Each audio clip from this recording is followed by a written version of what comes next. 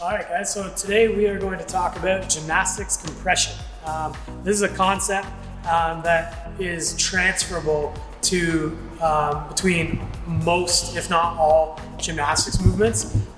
Gymnastics compression is a concept that is very crucial to understanding as an athlete to gain better skills in the gymnastics world. So we're going to have a look at M's compression drill one more time. So this drill, it isolates the gymnastics compression, and we're going to talk about the transferability later, but we'll talk about how to execute this drill. So if you want to get good compression, we start with sort of like an inchworm, but you notice the feet are a little wider. We get in a piked position, kind of a pseudo piked position, and then we pull into that, back into that start position. So once again, we're going to show you here, but I want you to understand how you're going to pull. So if I'm going to get Em to walk out, she's going to stop there, okay?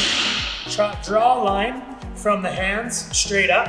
Your shoulders, you're going to want to do this, but the idea is to not do this. Your shoulders are going to want to go in front of that line. So if I were to put my hand back and that line was in front, I'm just trying to, instead of counterbalancing that with her body weight, it's kind of like cheating the movement, because rather than do that, we want to see Em pull against the ground, engaging her lats, her core to pull herself into that position. So let's see Em do that one more time, and I want you to watch her lats and core and how they pull her body, okay? And that's compression, all right? And already when I say lats and core, a lot of you could be making the connection with a lot of gymnastics movements that we use in the gym, i.e. toe to bar, bar muscle ups, the list goes on. Even a pistol, when we have that kind of isolated L hold to do, this gymnastics compression drill and concept will help so much with that kind of proprioception, okay? So we're gonna have a look at next at Em's toes to bar. All right, so we're at the bar for the toe to bar. Now, the transferability of this movement, remember, is all in the lats and the core, all right? So I want you to watch that one, Em, the kind of similarities between the two movements when Em goes up for her toe to bar.